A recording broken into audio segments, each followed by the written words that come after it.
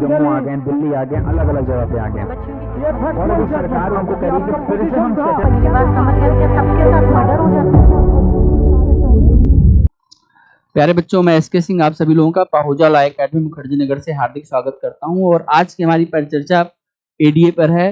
Haryana ADA की vacancy आ चुकी है और सभी लोग जो है इसका फॉर्म भरना शुरू कर दें, नोटिफिकेशन आ चुका है।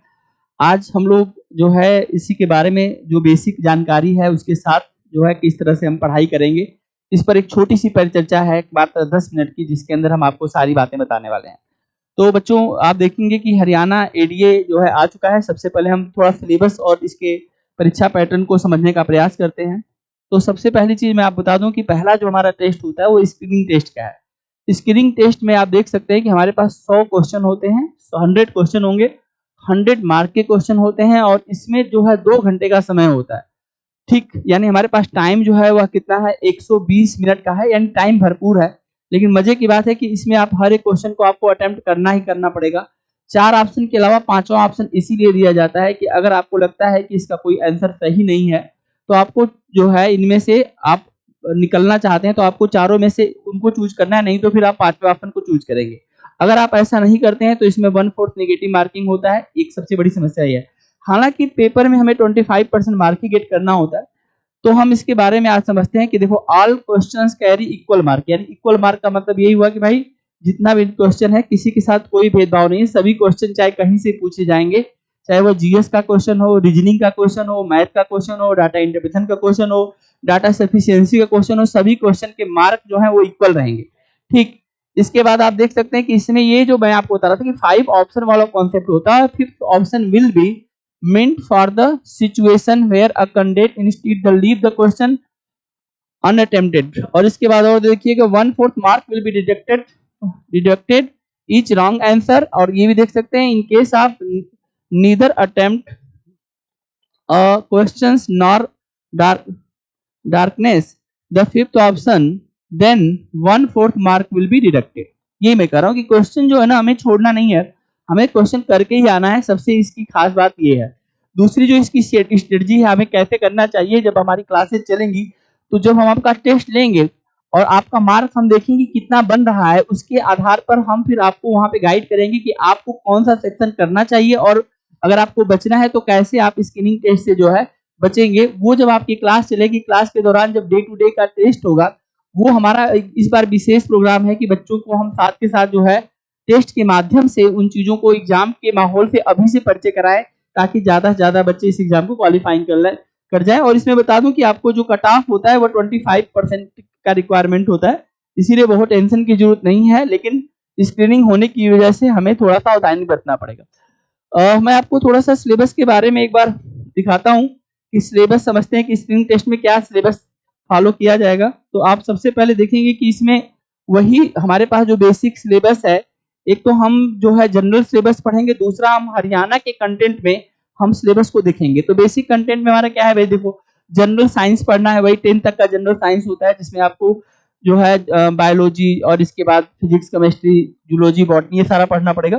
Current event of the national and international, यानी हमें करंट की पूरी चीजें पढ़नी पड़ेंगी। इसके बाद हिस्ट्री ऑफ इंडिया पढ़ना पड़ेगा। ज्योग्राफी इंडियन और वर्ल्ड दोनों पढ़नी होती है इसमें। इंडियन कल्चर है, इंडियन पॉलिटी है, इंडियन इकोनॉमिक्स है, ये पूरा जो जीएस वाला पोर्शन होता है ये सारा पढ़ना होगा। और ये ध्यान रखिएगा, यहाँ पे ये चीज पहले तो यहाँ पे आपको पढ़ना ही पढ़ना है, लेकिन हरियाणा के कंटेंट में भी हम लोग देखेंगे कि हरियाणा जीके जो है ये पूरा हरियाणा वाला ये पूरा सिस्टम आपको पढ़ के चलना पड़ेगा। हिस्ट्री, ज्योग्राफी, पॉलिटी, तो हरियाणा के कंटेंट में भी पढ़ना है, क्योंकि हरियाणा एरिया है तो हरियाणा के काफी सारे क्वेश्चन आपको देखने को मिलेंगे। इसके बाद देखो जो इसका मेन सेक्शन ये वाला होता है, जहां पे हम रीड करते हैं और हम ये श्योर रहते हैं कि बच्चा यहाँ से जो है क्वेश्चन बना के आता है। जनरल मेंटल एबिलिटी, जिसमें हम रीजनिंग और एनालिटिकल एबिलिटीज की बात करते हैं। इसके अलावा आप अगर रीजनिंग अच्छा करते हैं तो फिर बेसिक न्यूमेरेसी है, नंबर्स है, इसमें आप देख सकते हैं। इसके अलावा डाटा इंटरप्रिटेशन है, जिसमें हम चार्ट ये सारा करते हैं, और डाटा सफिशिएंसी, यानी जनरल मेंटल एबिलिटी, डीआई और डाटा सफिशिएंसी हमारे लिए बहुत मायने रखते हैं। आज हम अपनी इसी क्लास में हम थोड़ा सा आपको रीजनिंग के क्वेश्चन के बारे में आपको समझाएंगे, कैसे बनाया जाएगा, कैसे हमें क्वेश्चन करना है। तो सबसे पहले अभी हम इस सिलेबस को पहले कंप्लीट करके फिर हम आगे बढ़ते हैं। तो आप यहाँ पे देख ही रहे होंगे कि हमने आपको जैसा कि बताया कि भाई ये जो है हमारा सिलेबस है स्क्रीनिंग टेस्ट का। जब आप इसको क्वालिफाइंग करते हैं तो उसके बाद फिर आप एक मेन एग्जाम्स भी इसमें आपको देना पड़ेगा। और स्क्रीनिंग टेस्ट के बाद जो है हम लोग आगे चलते हैं, और यहाँ पे आप देख सकते हैं कि हमारे पास सब्जेक्टिव सिलेबस होता है। सब्जेक्टिव सिलेबस जो है इसमें हमारे पास टाइम पूरा रहता है और 3 घंटे का टाइम रहता है, यानी 180 मिनट का ये हमारे पास टाइम होता है। टोटल हमारे पास जो मार्क होते हैं इसमें 150 मार्क होते हैं। 35% हमें रिक्वायर होता है मिनिमम सिक्योर के लिए। तो ये सारी चीजें हैं, और आज मैं आपको जो है, मैंने कहा था कि आपको मैं बताऊंगा कि जो हमारे पास रीजनिंग पर थोड़ा सा हम लोग आज बात करते हैं, और कैसे पढ़ना है इस चीज पर थोड़ी सी प्रक्रिया मैं आपको बताता हूँ कि हम कैसे जो है क्वेश्चन को लीड करेंगे, कैसे हम पढ़ेंगे, कैसे हम समझेंगे। तो आइए मैं आपको जो है कुछ क्वेश्चन के माध्यम से जो है अभी अवगत कराता हूँ। आप मेरे साथ देख सकते हैं, और बहुत अच्छे से हमें इसको करना है, और मैं आपको समझाता हूँ, आप इसको समझिए। देखिए, जैसे मैं आपको एक क्वेश्चन दे रहा हूं, और ये बहुत प्यारा क्वेश्चन है, और आप में से कोई बच्चा इसको बता भी सकता है। जैसे अभी जो हमारा वर्ष चल रहा है वो कौन सा चल रहा है भाई? 2025। ठीक, मेरा क्वेश्चन है कि find the again use of calendar, ये एक रीजनिंग का टॉपिक है, कैलेंडर ऑफ 2025। देखो, बड़ा ही लॉजिकल क्वेश्चन है। क्वेश्चन क्या कर रहा है? क्वेश्चन कर रहा है कि अगर मैं आपको 2025 का कैलेंडर प्रोवाइड करवा दूं तो आप इसको कैसे अगेन यूज कैसे कर सकते हैं, इसको दोबारा आप यूज करना है तो आप कैसे करेंगे। ठीक, अब आपके पास ऑप्शन होगा, ऑप्शन ए, बहुत ध्यान देखिएगा, option B, option C, option D और ऑप्शन ई। ठीक है बच्चों, ऑप्शन ए में कह रहा है कि भाई इसका आंसर है 2031। ऑप्शन बी में इसका आंसर है 2036। ऑप्शन डी में इसका ऑप्शन है ठीक 2050। ऑप्शन डी में ऑप्शन है ठीक है 2032। और ऑप्शन ई में ऑप्शन है, ऑप्शन ई का ऑप्शन है none of these are more than one. ये मैं आपको कह रहा हूं कि आपको ये क्वेश्चन अटेम्प्ट करना ही करना पड़ेगा, क्योंकि अगर आप इस क्वेश्चन को चारों ऑप्शन में से नहीं चूज करते हैं तो आप बच नहीं सकते हैं। क्योंकि अगर आपका चारों में से एक आंसर नहीं आ रहा है तो आपको नन ऑफ दीज चूज करना पड़ेगा, या हो सकता है कि अगर आपका एक से अधिक आंसर आ रहा है तो भी आपको इस ऑप्शन को चूज करना पड़ेगा।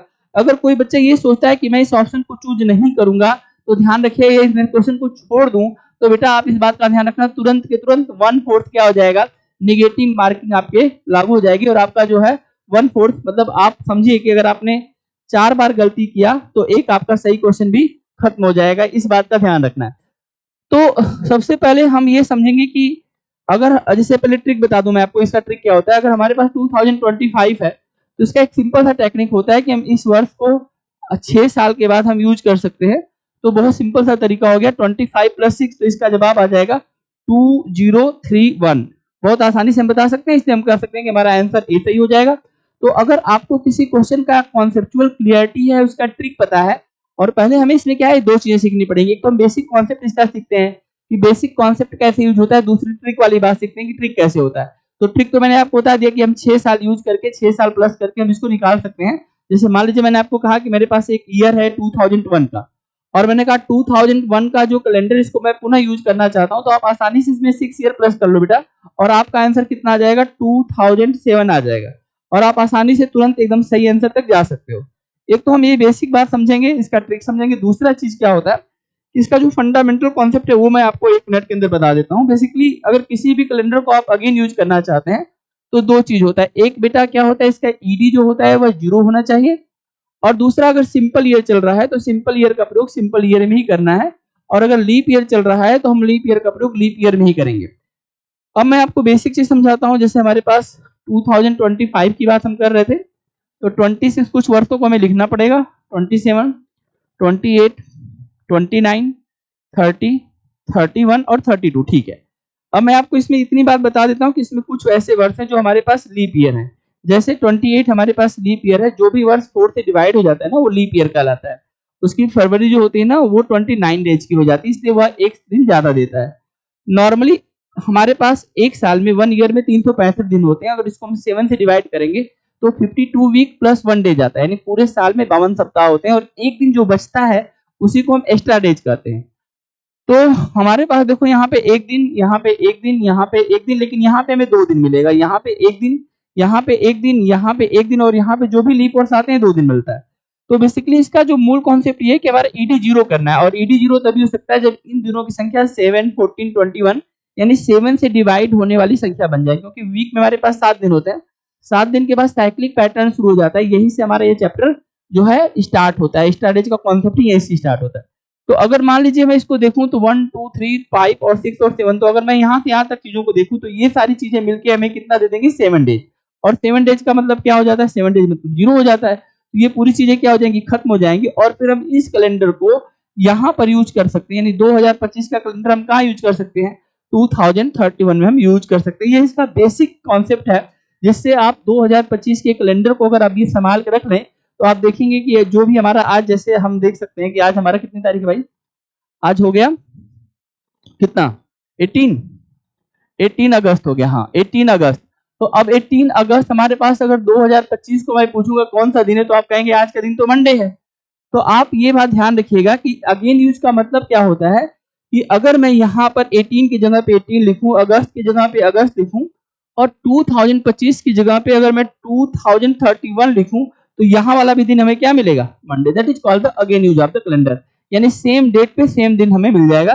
तो इस तरह से मैंने आपको जैसे बताया कि हम लोग ना एक एक चीज के टेक्निकल बात को भी समझाएंगे और उसका डिटेल्स भी समझाया जाएगा, बेसिक से पूरी क्लासेस चलेंगी।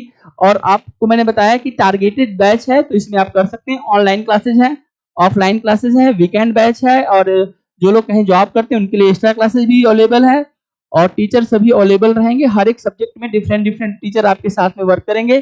तो बहुत टारगेटेड बैच है, तो आप लोग इसको जो है ज्वाइन कर सकते हैं। दिए गए नंबरों पर आप हमसे संपर्क करें और इसके बाद आके आप इसका जो है क्लासेस, डेमो क्लास वगैरह ले सकते हैं, अपना रजिस्ट्रेशन करा सकते हैं। और ये बहुत सुनहरा मौका है आप लोगों के लिए। और मैं आपको बता दूं कि अगर आप, जो बच्चा हमसे शुरू में जुड़ जाता है, अभी जुड़ जाते हैं, तो हमारे पास टाइम मिल जाता है प्रॉपर्ली आपके साथ में वर्क करने का, तो निश्चित रूप से इसका आपको फायदा मिलेगा। तो आज के लिए इतना ही रखते हैं, मिलते हैं अगली क्लास में, क्लास से फिर आगे की बात होगी। तो बहुत बहुत धन्यवाद, thank you so much. Subscribe for more content.